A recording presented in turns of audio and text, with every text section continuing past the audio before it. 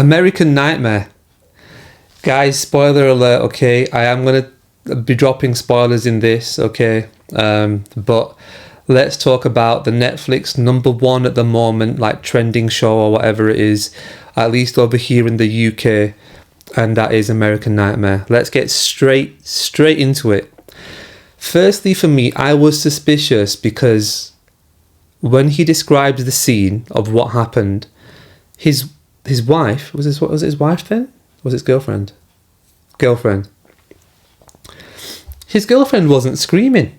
So he goes, I can hear some weird clicking, and then I can see these laser lights and lights flashing all over the place. Next thing I know, I'm lying face down and she's putting like hand tie wraps on my wrists. And I'm thinking to myself, well, why ain't she screaming? Why aren't you saying that you're hearing screaming and stuff like, and you know, like, why is there no hollering and stuff? Okay, fine, scared of getting shot if you scream. Okay. But surely there'd be some kind of panic that you'd be able to describe, but it seemed like she was part of them lot, part of the bad guys, because there wasn't panic described, and because she complies and puts the ties on and ties the dude up, innit? And then she leaves. And then it's the whole idea of, okay, what about when you're outside? You can now scream. There will be neighbours who will hear you, and there's a good chance that someone's going to come out or at least report this, etc., etc.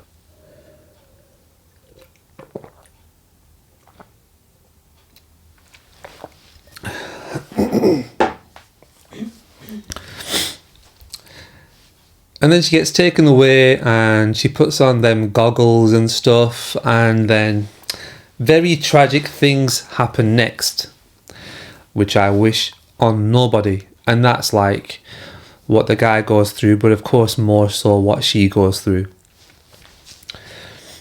So he then goes to, oh no, wait. This is what I found to be ridiculous. They then tell him to stay where he is. We've got a camera there and stuff. We're watching you, blah, blah, blah. We're going to be in touch, right? He's got a mobile phone in front of him, like an iPhone or something. And they text him some queries like, can you get us some ransom money? It's like, okay, how much? And it was something like $5,000 or something. And I'm like, what kind of ransomer asks for $5,000? That's a bargain. Yeah, I'll get you $5,000. I'll give you $5,000 right now and job done. See you later. I was like, this is not realistic. There's something wrong here. Something weird. Is she complicit? Are these like her mates or something, and she knows he's got $5,000 in the bank and he can give it straight away? And then her friends get $5,000. She gets revenge on him for him cheating on her, and job done. She comes back and that's her revenge done, and now he's traumatized, and they can now live a happy life. So I was thinking like that kind of stuff because it sounds so stupid.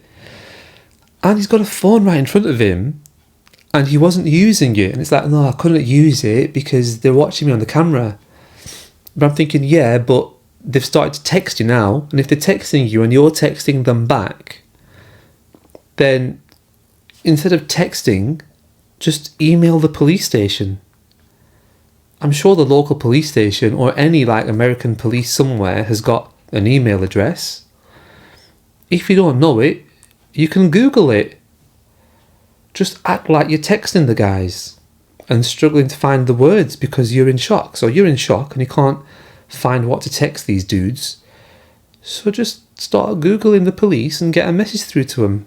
Everyone's happy. And then there were some major downfalls on the police's side because when they got a hold of his phone, they put it on airplane mode when they were told he was in touch with the bad guys. So he's in touch with the bad guys. They were ringing him. Those calls could have been traced. Coppers could have gone to the right place. But the phone was on airplane mode, so they couldn't trace a thing. Stupid. I'm telling you, watch the show because the show is really good. So definitely watch it. I really recommend it. But the coppers really messed up. Because what comes next is where the coppers try to frame So they themselves are trying to frame and make that boyfriend look guilty. I feel like that is the way with police in some countries, where if the culprit is not dropping in their hands straight away, they're going to start painting pictures of whoever is in front of them to say, we've done our job.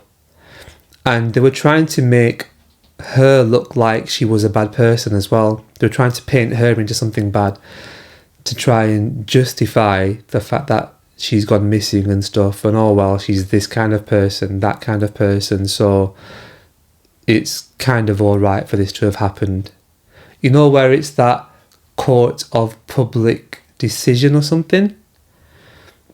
That's what they were trying to manipulate. What a waste. Court of public opinion, maybe? But yeah. Great show. Very well put together. Amazing sources. Great delivery by the people, by the victims of this.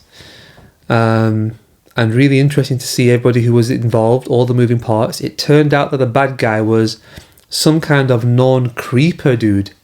And apparently known by the police as well. How mad is that? Like, known by the police.